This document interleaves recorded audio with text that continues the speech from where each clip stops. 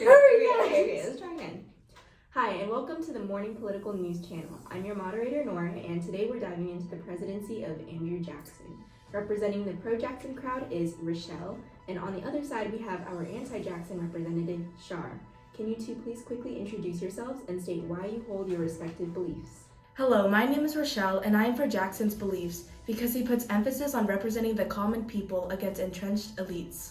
Hello everyone, my name is Shar and I am against Jackson's beliefs because he does not follow the Constitution and he is immoral.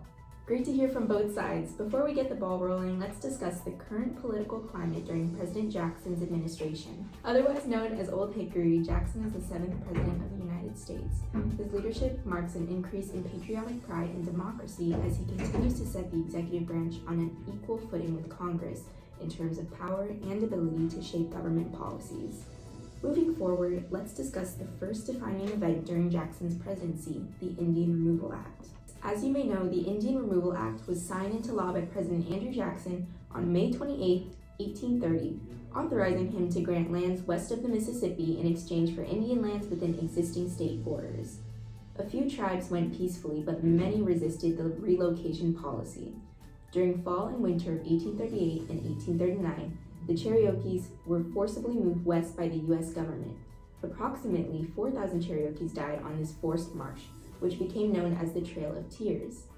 Now that we've set the stage, it's time to let our commentators take the scene. First, let's hear from Rochelle. Since you support Jackson's presidency, how do you justify the fact that he signed the Indian Removal Act into law? What about its impact on Native American communities?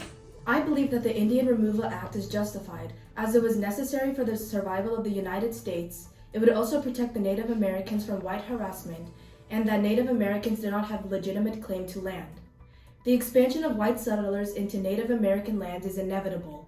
Thus, the relocation would allow for the continued growth of the United States and its economy. Regarding the Native Americans, I believe that the removal policy will be beneficial to the Indians, as it will protect them against conflicts from white settlers. As stated in President Andrew Jackson's message to the Congress on Indian removal, Andrew Jackson declared that the removal will incalculably strengthen the southern frontier. Clearing Alabama and Mississippi of their Indian populations, he said, would enable those states to advance rapidly in population, wealth, and power.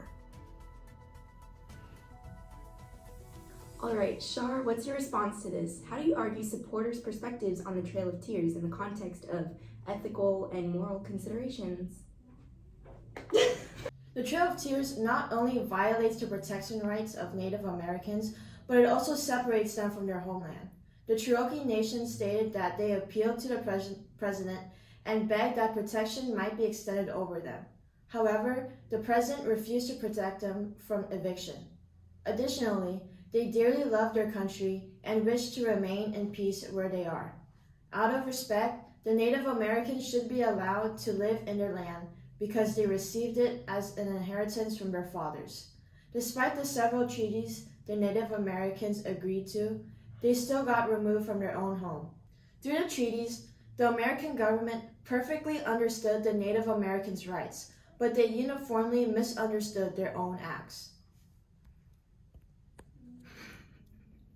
You don't know what you're talking about. Native Americans don't belong to the United States. You're stupid. I'm not racist. Okay, let's move on to our next topic of discussion now. Another significant event during Jackson's presidency is the Nullification Crisis. The Nullification Crisis is a conflict between the state of South Carolina and the federal government of the U.S. in 1832 to 1833. It was driven by South Carolina politician John C. Calhoun, who opposed the federal imposition of tariffs, arguing that the U.S. Constitution gave states the right to block enforcement of a federal law. In November 1832, South Carolina adopted the Ordinance of Nullification, declaring the tariffs null, void, and non-binding in the state. President Jackson responded by issuing a proclamation that asserted the supremacy of the federal government. Shar, considering your stance, could you please explain why you view Jackson's actions as problematic? What concerns do you have on his challenges against the Constitution? Jackson is in the wrong for denying South Carolina's claim that the tariff of 1828 is unconstitutional. The tariff is hurting the Southerners' economy because they rely on imported goods, which are now being taxed. It is ironic how Jackson is for the states' rights because his actions are continuing the tariff of abominations and do not reflect on his beliefs. Now, regarding the tariff of abominations challenging the Constitution, the overview of the spending clause states, "The Congress shall have the power to lay and collect taxes for the common defense and general welfare of the United States." The Congress overreaches their federal power through the tariff of abominations because they bring the Southerners at an economic disadvantage. As stated in the clause, taxes should be benefiting the entirety of the United States, not just the industrial North. The Southerners, majority who are farmers, are unable to afford foreign goods, leading to agricultural complications. Okay, and Rochelle, how do you respond to critics like Shar who argue that Jackson's aggressive approach during the nullification crisis was a threat to the principles of federalism and the power of individual states? Nullification is actually a big threat to the Union. The federal government derives its power from the people, not from the states. Thus, federal law have greater authority than any individual states. The United States is one union, not a pact of individual states. Nullifying a federal law would be inevitably lead to anarchy and civil war. In the proclamation issued in December 10, 1832, President Andrew Jackson states, "I consider then the power to annul a law of the United States, assumed by one state, incompatible with the existence of the Union, contradicted expressly by the letter of the Constitution, unauthorized by its spirit, inconsistent with every principle on which it was founded, and destructive of the great object for which it was formed."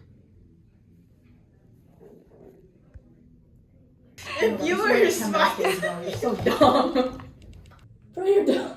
No, I'm not. Yes, you are. No, I'm not. Anyway, I believe that concludes our morning discussion. Thank you for tuning in, and we'll see you next time. Bye.